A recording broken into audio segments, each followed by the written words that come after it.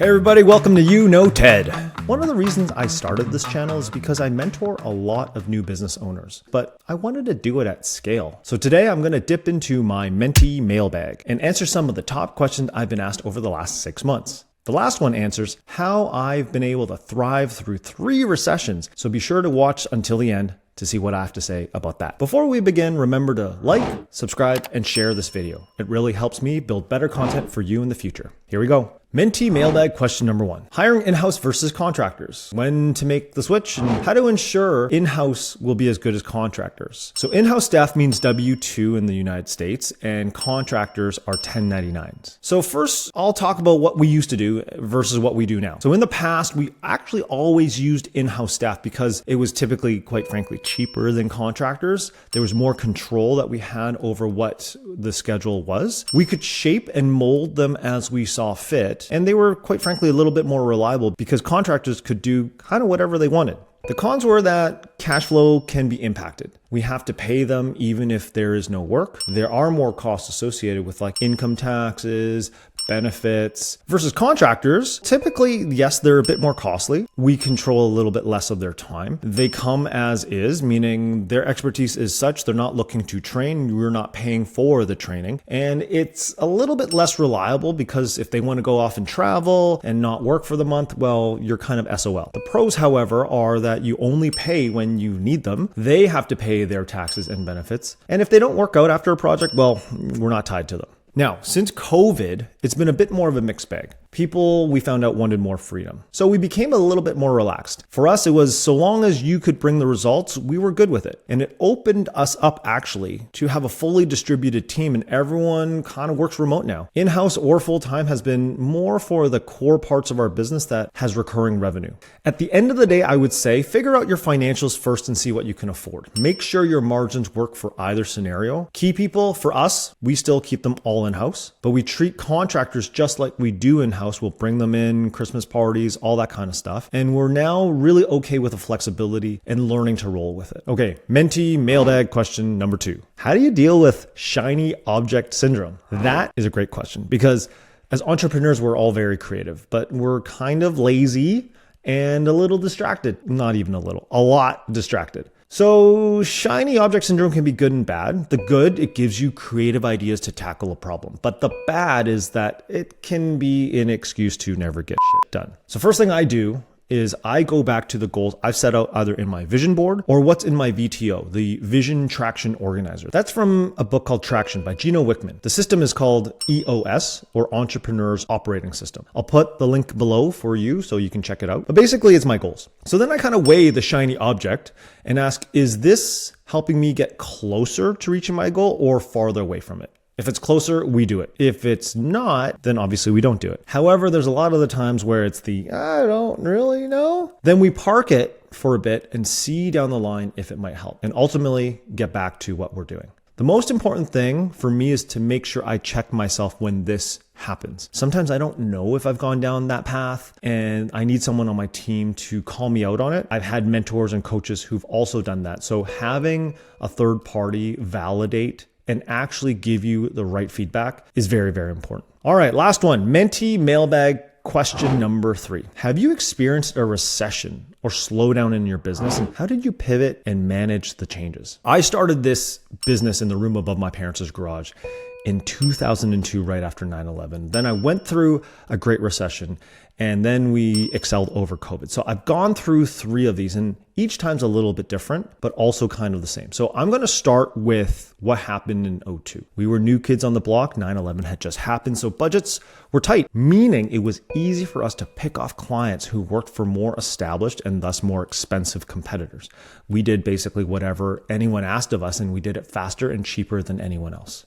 And then during the Great Recession, though, we became more established. We were more expensive, sure, but we survived and thrived for a few reasons. One, but if you look back at a couple of my other videos, I talk about the strength of relationships and the importance of nurturing relationships. Second is that we had a few niches. We didn't really have all our eggs in one basket, which was really helpful. Another reason is we actually ended up learning from it and grew over the next 8 to 10 years by sitting down and kind of planning out what our industry targets were going to be. I sat down. I remember sitting down in my boardroom office and thinking, oh man, what am I going to do? How am I going to plan for this? Because inevitably recessions happen. It's just part of the business world. So what could I do to set up my company so that the next one wasn't going to be so rough? And I created a matrix where I asked myself, what industries do we like working with? Which industries are we most profitable in? Which of these industries are less prone to recession? And then the last one I picked was a wild card. Can we get one that might go to the moon and ride that? So the three that we ended up coming up with after the recession were professional services, healthcare, and real estate development. In Vancouver, where we started the company, these were things that were definitely solid. Professional services, lawyers and accountants, doesn't matter if you are going bankrupt or if you're doing well, you're going to need a lawyer, you're going to need an accountant. Healthcare, everyone gets sick regardless of the temperament of the economy. And then with real estate, being in Vancouver, for those of you who haven't visited our beautiful city, I welcome you to come. We have gorgeous towers, we have great cityscape, and we've just built since the Olympics. So we basically rode that wave. And so we had professional services and healthcare kind of be our steady eddy, and then real estate kind of just took off. Now, during COVID, there was a little bit of luck that played into it. We were a creative company for over 17 years by then. I had just split with my partner in 2019. So basically a year before the lockdowns. But because I broke up with my partner, I was looking for a new direction of where to go. So I took out a lot of my clients for drinks and kind of just asked them, hey, if I started a new division, what would you want out of Ballistic Arts? And a lot of them said, Ted, I want you to go into social media. And I was like, oh God, why social media? I freaking hate it. I know the irony of that given I'm doing a content channel right now, but I really didn't see the value. And I was like, why do you want me to do that? I really don't like it. And they said, you know what? Ballistic Arts has been a great company. From a storytelling standpoint, you really understand brand. You've won us awards. When we're sending that stuff to our digital marketing folks, it kind of feels like it's going into a black hole. I don't really know what's going on, and I don't really see the value. And we're paying thousands of dollars a month. And then I'm thinking, ping, oh my goodness, you're paying thousands of dollars a month and you're getting what? I'm getting likes. I'm getting impressions, but I can't eat that. And I remember thinking, if I am paying somebody thousands of dollars a month, being a small business owner, I darn well better get a return. So having a few beers with these clients, I was like, oh, I don't know. What if I got you leads? They're like, what do you mean? I don't know. What if I got you sales leads? So one of them actually said, Ted, if you did that, I will never leave you. Half jokingly, but I took that as like, okay, we're going to go do that. So I ended up going down to a place called Brain Station. I'll give you a link because a shout out to them because that's how I learned how to do digital marketing really as an advertising agency. I had half a body, started building a small roster of clients 6 months before lockdown.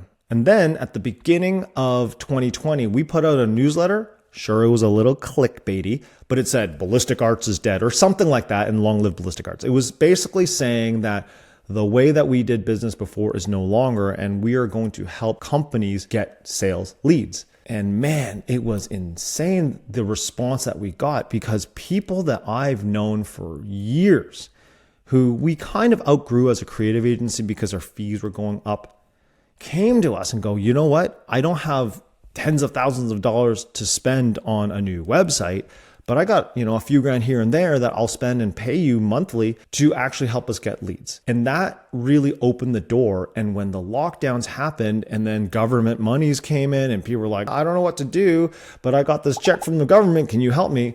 That really worked out. So having that pivot really helped. Now, I understand that those three scenarios were slightly different, but there were patterns that came about from it. We survived and thrived for a few reasons. One, change to what the market wants, being nimble. Number two is diving deep, both with my clients and myself, to see how I can position the company best based on the market conditions of the day. Number three was ask people what they wanted. It's kind of funny, right? But asking people, do you want this, sometimes can actually work. And number four, yes, there is a little luck, but some of my mentors would say, Ted, we make our own luck.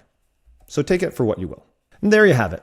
3 questions I've answered from my Mentee mailbag. Let me know in the comment section if you thought this was helpful. And remember, please like, share, and subscribe. Thanks for watching. I'm Ted Lau, and this has been You Know Ted. Bye.